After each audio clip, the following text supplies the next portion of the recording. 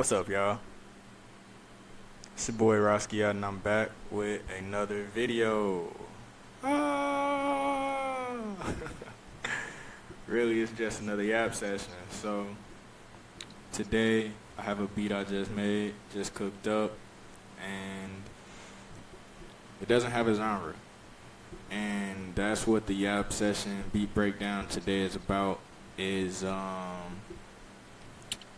you know, treat your cook-ups just like play, bro. Treat your cook-ups just like play. Like, they ain't gotta be so serious. They ain't really have to be like anything super crazy. But just make sure you are treating it like play. Like you would go outside when you were a little kid and like just play with your homies. Like when y'all would play, y'all had no there was no purpose besides to have fun when you played.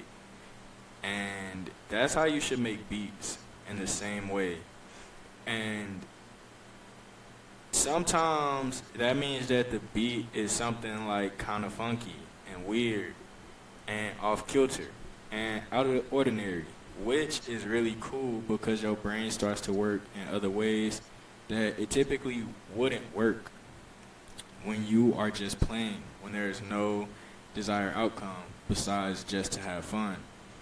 And that really helps you grow as a producer because then you can allow yourself when you are like really locking in or whatever you want to call it, when you are trying, being a try hard to make something just like fire, it comes so much more effortlessly because your brain resorts to play. When your brain resorts to play, you no longer have issues with coming up with ideas. Beat block no longer exists. Your brain is just like turning itself off and it's like, hey, it's time to have fun. So, yeah, let's get into this. Today, like I said, this beat doesn't have a genre, so I'm going to just start up here with these drums. And so I got these drums out of a kit I got from Reddit. Excuse me. It is a New Jack Swing kit. So I'm gonna just play the drum. I'm gonna just play the drums, and y'all will hear what they sound like. But I went into this with kind of just like, kind of wanted New Jack Swing sound, kind of just was messing around. So this is what it sounds like.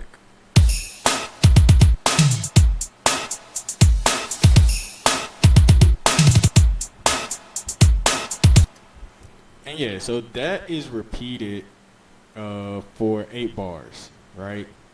And I take some things in, I take some things out. Like here, I add, if you see, I'm gonna just start.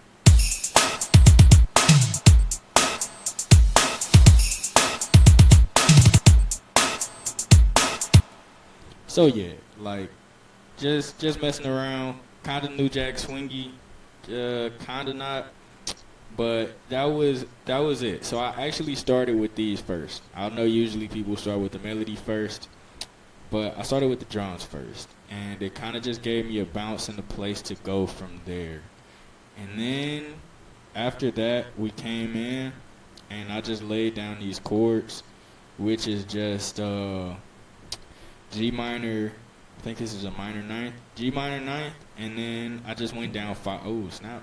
I just went down five. So I just highlighted this over, this right here, highlighted this over to right here, and I went down five, which gives you a D minor nine. And then I copied that over. So I just played this little rhythm that really just, I felt this with the bounce of the drums. So this is what it sounds like.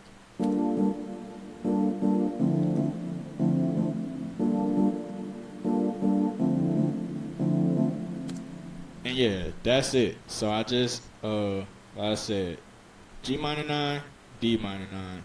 And these, like, I just made a little rhythm.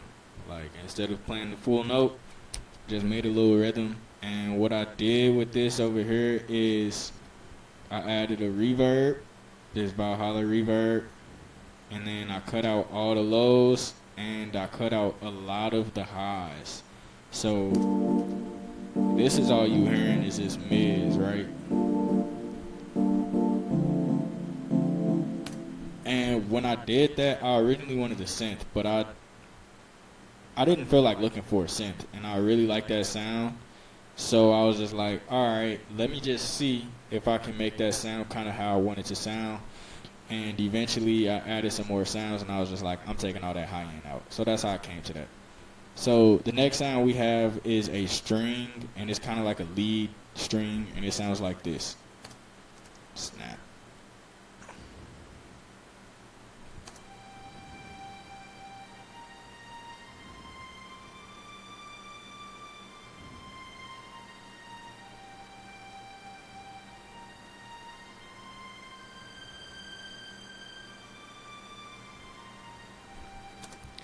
And I actually played that on my keyboard.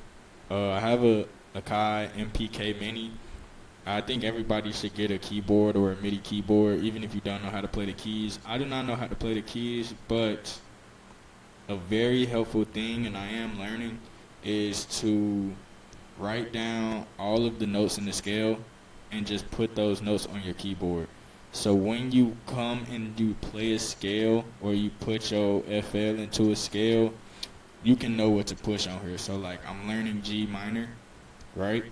So you've got G, A, or what is this? Yeah, G, A sharp. So like you look at your keyboard, you like, oh snap, G, A sharp. These are the notes I can play. And you'll learn that way. So I played this in, which is why you see these are not exactly on grid, and that's really perfect for these strings because the sustain or the release is like later, so it kind of flows perfectly. The only thing I did was like fix these ends over here, and that's it. And so when I played it in, if you haven't already seen this trick, if you play stuff in, I suggest doing like a little jam session to yourself till you find something that you really, really like. And then you should, once you find it, you can either record it. Obviously, with the record button, you click notes and automations. That's if you're playing with your MIDI keyboard. You can also do that if you have this thing highlighted and you can play with your keyboard. But a thing I like to do is, since I'm playing with my MIDI keyboard, after I have my little jam session and find something I like, I hit dump, score, log to selected pattern, and I'll do last 2 minutes. So the last 2 minutes of what I play in this VST will dump into this, and it's usually super long. But I just find the part that I like and I'll move it over. So yeah, that's this. And that sound is out of Triton. It's the Largo strings, and what I did to it in the processing is absolutely nothing. I just panned it to the left. So something I've been learning listening to like old records is, they was panning shit super hard, bro. You can literally just like, if you listen to a record, bro, and you like only listen to one side, you'll notice like, dang, I didn't hear this instrument before. I only hear this instrument. They was panning stuff crazy. So I've been doing that way more, and it really helps fill the beat out without adding a lot of extra sounds.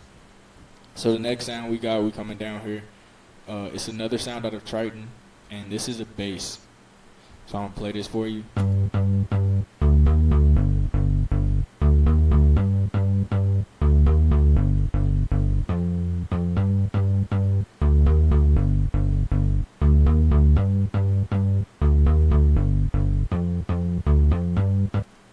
So yeah, this is my first bass, and like I said, it's out of Triton, and I'm just following the root notes. So G, D, G. Even though like in the second bar, the chords are playing D minor, G is still like in the key, so it still sounds really good.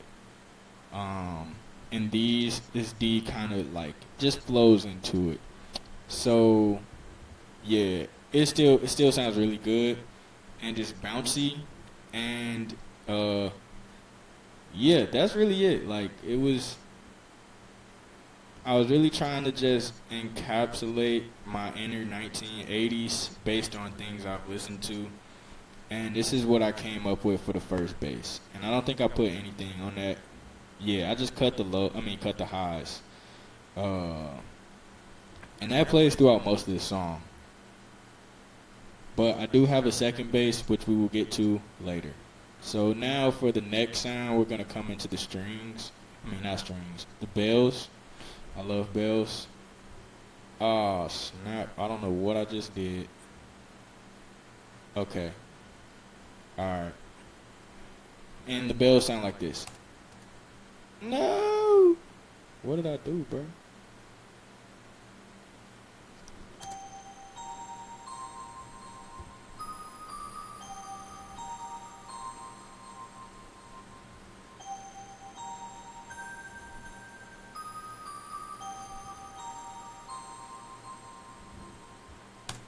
Yeah, so those are bells. I got them out of JV 1080. I think they're the pretty bells. They're the music bells. And what I did to the bells is I just added a fruity delay. I love the basic fruity delay. I put it on ping pong and I separated it to 30%. I do this to where I did this because I wanted the delay to start after the hit of the last bell. So I didn't want it to delay between the bells too much. I just wanted it to delay in that like dead space between the bells. And I turned the time of the delay up to 6. So yeah, if you wanted to play later, turn the separation up and it'll start your delay later. Okay, next sound. We're gonna come in and we're gonna come in right here and play these.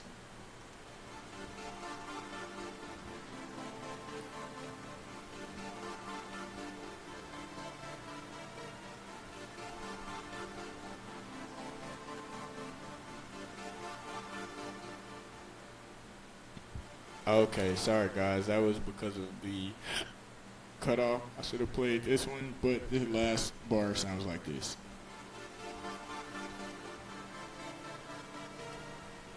So, thought process behind this is just that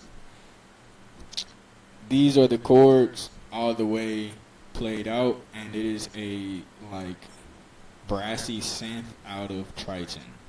And I just wanted something to layer it in the background.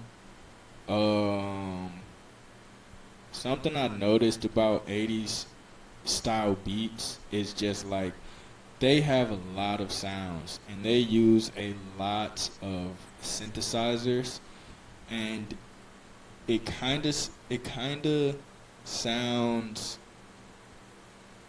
you would think it's like overdone, but they did it like strangely tasteful. And I don't really understand what they were doing yet, but I know that they were using mad synths, and so I was just trying to do that same thing. Like I wanted to fill this beat up with as much as I can, but also make it as tasteful as possible. Like I didn't want it to be just like caked on there. So that's why I added this like delay. I'll show you the preset. So it's this Amber C, and it's like I said, it's like a brassy pad. And then what I did to this is I came in here, I added vintage reverb, and I turned this down because I wanted this to really sit in the back of the mix and not really be heard. I kind of just wanted you to feel it. And then I added this half time or this half gate, right? So if I take this off, if I take the gate off, it sounds like this.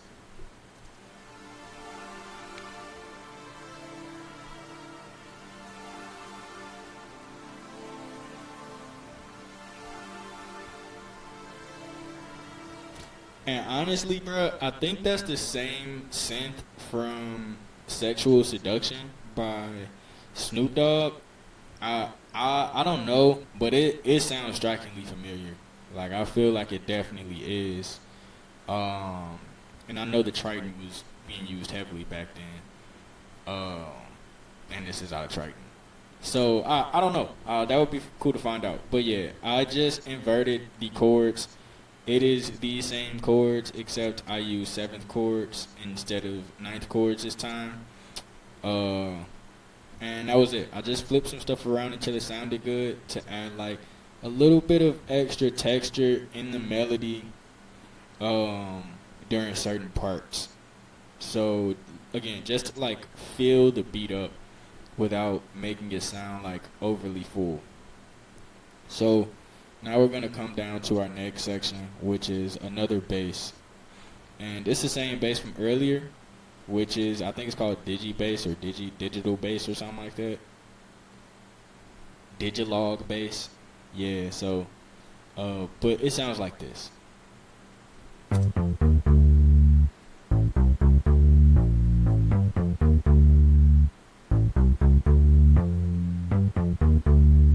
So that just repeats, and the thought process behind this is I always hear like '80s music. Everything is like, even though it got like a groove to it, they play a lot of stuff like on the beat. So I just wanted to have something that was on the beat, and I wanted to switch it up. Which I mean, I don't really know how it sounds, but in my head when I was making it, it sounded cool. So I was just like, I'm gonna rock with it. So that's how we got this. This was my first bass I made, and I was like, nah, this is a little too busy for the whole song, which is why I made this bass, right? Because it's way less busy. But this bass complements this next sound I made, which is this, right? So we'll just do that. And these are the same, except I use two different brass presets. So it's like brass. Another thing I noticed from like '80s, they use random instruments, like real instruments, sparingly throughout the beats. So I wanted to do the same thing, and I didn't know what to add. So I just kind of played around with this brass sound, until I found something. So the first brass sound I used is this double F brass section. And then the next brass sound I used was true studio brass. So I routed these to the same mixer track named horns, and I just added like a delay to make it, you'll hear how it sounds. So this is how it sounds, and this is how it looks. So I played these, there are two different ones. So you have the first brass, and then you have the second brass. I kind of wanted it, like I said, to replicate how they would have done things back in the day. So they would have had like horn players, and they are playing harmonies after they do this little come up. So you'll hear it.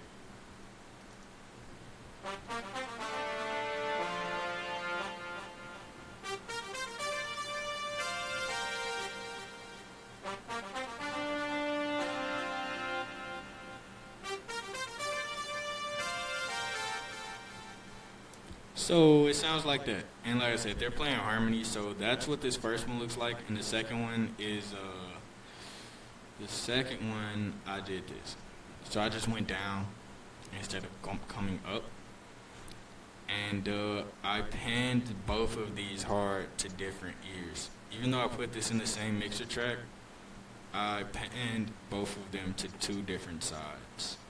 Again, to give it that full sound and like replicate how they would make music back in the day. That's the last sound from. That's the last sound from the melody. So I really think that's it, man. I think I'm gonna give y'all this play and let it be out. But that's it for today, man. I am slowly learning how to make '80s music. because I enjoy 80s music a lot. And I think my favorite producers are from the 80s. So, with that being said, I guess not my all, yeah, they definitely up there. They definitely up there.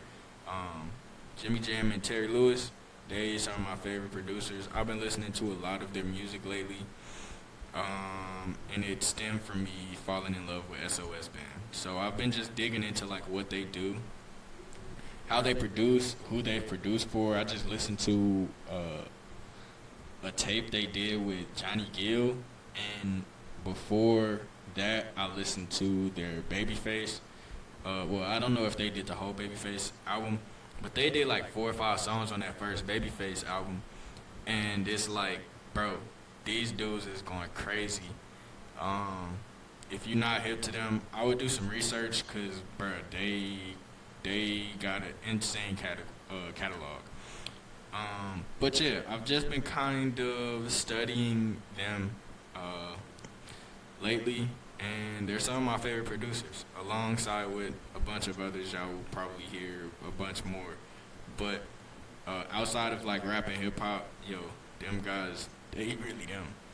And so, yeah, I just been studying them and just learning and kind of just letting what I hear spill out.